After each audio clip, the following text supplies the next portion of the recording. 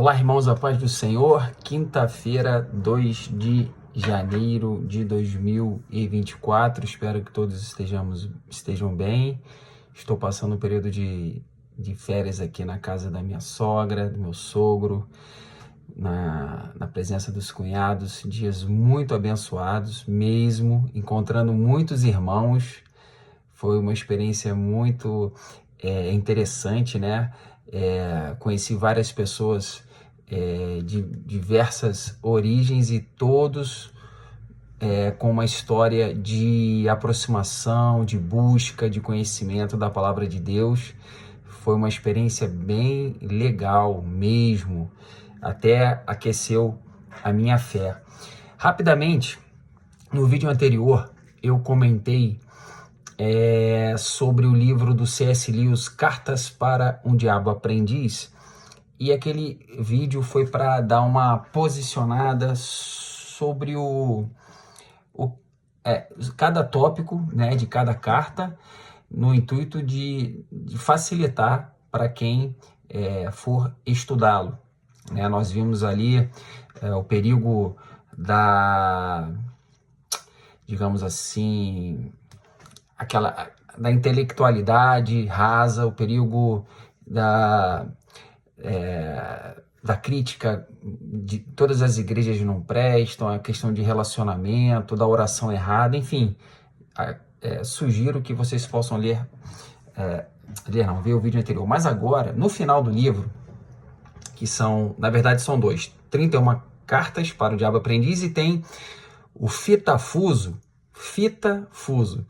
em algumas versões é Screw Tape, que é o nome do diabo, que não é o Satanás, mas o diabo de alta patente, que instrui o seu, digamos assim, mentorado. E esse Fitafuso, ele propõe um brinde. E eu li esse brinde e falei, não, vou registrar aqui. Esse vídeo vai para você, Vitória, tá? Você é a minha filha mais velha, quem sabe no futuro o Pietro e a Antonella também possam degustar, né? Vamos lá. Algumas observações. Primeira observação que ele faz no brinde, imagina uma cena dos novos formandos e o diabo de alta patente propõe um brinde, né? E ele começa dizendo o seguinte, que hoje em dia não existem grandes pecadores. Ele lamenta isso, né? Apenas contextualizando, essa carta foi escrita mais ou menos de 1950, 1960, pelo C.S. Lewis. O mundo estava num pós-guerra. E, bom, voltando aqui então ao brinde, ele propõe um brinde, fala, infelizmente, o diabada, hoje em dia não tem grandes pecadores, né? Como Hitler, e ele fala outros nomes lá, dando a entender, né, que a qualidade dos pecadores não estava muito boa. Só que ele continua falando, não, mas isso é bom. E ele continua no seu discurso.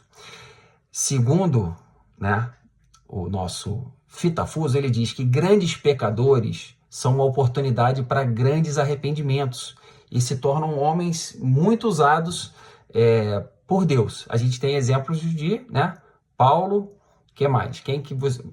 Dá uma pausa no vídeo aí e medita. Você conhece alguém que era uma pessoa que fazia tudo de errado e depois que se arrependeu, virou uma bênção? Me veio o exemplo de Paulo. E ele continua no brinde.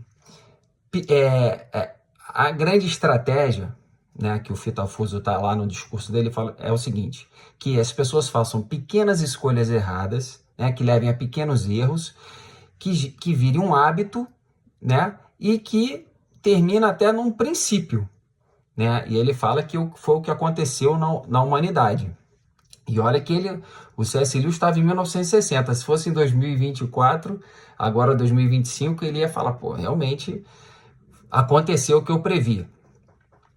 E ele diz assim, a humanidade acha que sabe história, mas não sabe, né? Satanás acho que é um dos seres que mais conhece a história da humanidade. E que esta ignorância levou a sociedade a desobedecer a esta lei de Deus, chamando-a de lei burguesa, e a uma total rejeição da graça, ok? Dando continuidade. Aqui, vamos lá. Então, ele diz assim, que esses pecadores, mais ou menos, são uma grande vitória do nosso adversário, né? No caso, do inimigo, de Satanás. E que hoje em dia, na verdade, o diabo não está nem precisando fazer muito esforço, porque há um sistema político, né, artístico, midiático, que leva milhões e milhões de pecadores que não são de alta patente, como o Hitler e outros, né, que ele cita, mas que é como se fosse um rebanho indo para o inferno sem perceber. Isso no brinde lá do livro, ok? E que, na verdade, os novos diabinhos nem precisavam se preocupar muito com a tentação individual de outrora. E aí, dando continuidade ao brinde, ele aborda que no final do século XIX, né, entre ali 1850 e 1900, o mundo experimentou a consolidação desse sistema através do avanço do ateísmo, do coletivismo e do materialismo, ok? Que seria assim, você só debater aquilo que você enxerga, né, e dar valor àquilo que é visível.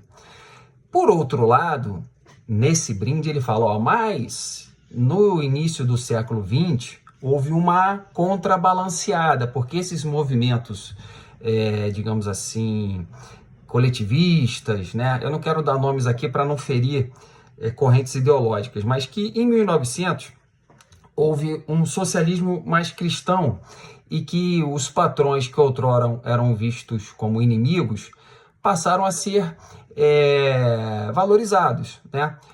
Para o vídeo não ficar confuso, o Max Weber ele escreveu um livro chamado A Ética Protestante e o Espírito do Capitalismo.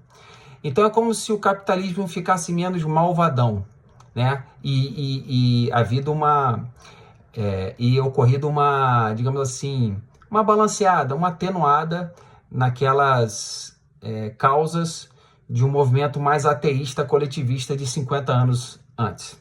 Dando continuidade, o diabão lá ele cita Rousseau e Hegel, que fortaleceram a religião estatal, isso Rousseau, e o Hegel, cujas ideias deram origem aos estados comunistas e nazistas. E aqui um ponto de inflexão no discurso. O discurso fica menos espiritual e vai para um campo mais político, mas é interessante. O próprio autor já disse que em 1942 já não se podia cortar uma árvore na Inglaterra. Então, se você tinha uma casa e tinha uma árvore na sua propriedade, você já não podia cortar essa árvore em 1942. Não vou nem entrar no juízo de valor se isso é certo ou errado, mas de como a influência do governo na vida das pessoas já estava forte. Fazendo um link, vou tentar mastigar para vocês. O diabão está falando que a existência de um sistema que leva milhões e milhões de pessoas para o inferno, né, existe, e que a importância desse governo que dita o que você pode ou não pode fazer colabora para isso. E quem estuda um pouquinho a Bíblia vê que isso vai chegar no auge ali no Apocalipse, em que ninguém comprará ou venderá se não tiver a marca da besta. Dando continuidade.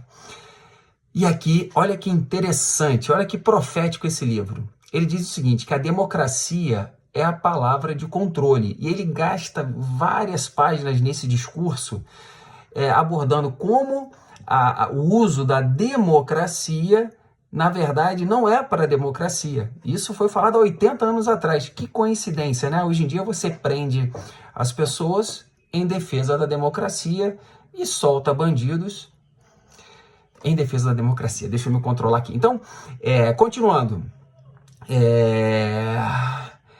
Ele já cita a deturpação do sentido das palavras para tornar o trabalho mais fácil para o inimigo.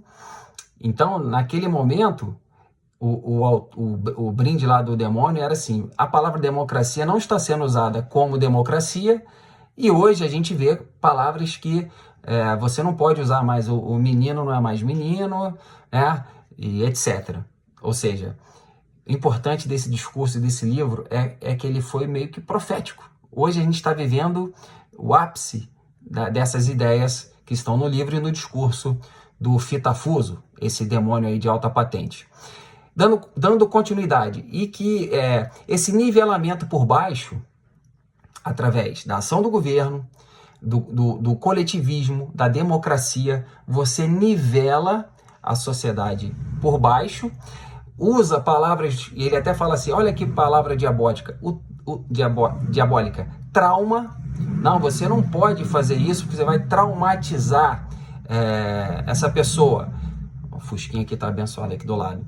Então, por exemplo, ele já aborda, eu estou falando do autor, não estou nem entrando no mérito, que, por exemplo, você tem alunos numa escola e que todo mundo tem que passar. Numa universidade, todos têm que você não pode privilegiar uma pessoa que tem um desempenho melhor, porque, afinal de contas, seria antidemocrático. O livro aborda isso. E ele cita um caso em que um tirano chegou para pegar o conselho para outro tirano de como ser um bom governante, e aí esse tirano leva ele no milharal, pega uma foice e corta todos os milhos e deixa todos os milhos no mesmo tamanho, né? E fala assim, se você fizer isso, se você não deixar nenhum milho maior que o outro, né, e todos pequenininhos, você vai conseguir ser um bom governante. Ou seja, achei interessante o livro abordar essa questão do sistema político em que nós vivemos hoje como uma estratégia para levar milhões e milhões de pecadores não tão suculentos como os de outrora, mas o importante é que está ganhando na quantidade. Vamos lá, perigo diabólico do coletivismo versus levando a uma igualdade pecaminosa. Então é isso, ele trabalha com esse perigo do coletivismo, levando a essa igualdade, mas igualdade de todo mundo fazendo o trabalho do inimigo. E ele termina, lá ele chama até o brinde farisaico, uma parte importante também, que ele fala assim, que a profanação tinha que estar perto do sagrado, né? E que a tentação bem-sucedida ela é feita aos pés do altar, né? E que a religião permite pecados saborosos. E aí ele aborda a questão do legalismo, né? Que é uma baita de uma ferramenta usada pelo inimigo, aquele camarada que acha que só porque ele não bebe, não joga, ele é superior, que é o fariseu, né? O famoso fariseu que Jesus já combatia lá no Novo Testamento, raça de víboras. Termino a análise do livro, agora palavras minhas, né? O livro nos ajuda a entender os dias de hoje, né? E aí tem duas correntes. Tem uma corrente mais messiânica, judeus messiânicos, que falam da importância para a gente trabalhar para restaurar a humanidade, né? Restaurar isso que está decaído. E eu confesso que eu sempre fui criado num ambiente assim, que a salvação é individual, que meio que não tem muita solução, né? Porque a gente olha isso que o autor escreveu há 80 anos atrás, vê os dias de hoje. Ele não conhecia o Estado chinês, né? Que eu acho que ele levou isso aí ao extremo. O autor, através do discurso do diabo, ele até dá a entender que essa deturpação da democracia leva a uma ineficiência. Só que hoje a gente tem um Estado chinês que pratica isso, não pode ser taxado de ineficiente, porém, se você pegar a Bíblia lá e tentar falar, você é eliminado. Então, o que eu quero dizer? Há quem diga que nós temos que pegar a palavra de Deus, pregar na expectativa de contornar essa situação, e outros, confesso que eu estou mais nessa linha, de colocar a nossa família na Arca de Noé, né? Na Arca de Noé. A salvação individual, a salvação da nossa família, pregar, se der, usa palavras, dá um bom testemunho.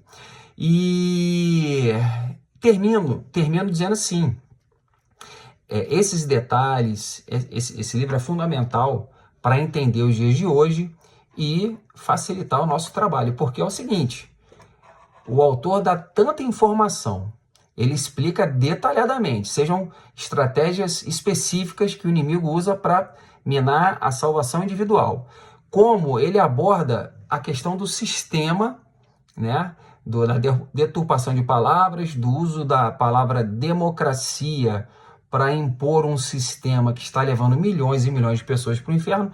Ou seja, você ciente que está num sistema do perigo da igreja, mas não para se afastar da igreja, mas você saber que está num lugar que pode haver heresias, que pode haver, né, coisas que escandalizam, mas você não deve desanimar. Se o Espírito Santo te capacitar para uma mensagem de restauração, que Deus te abençoe, mas que pelo menos você fique atento para a tua salvação individual, da tua esposa, da tua filha. Amém? Essa é a nossa mensagem de hoje.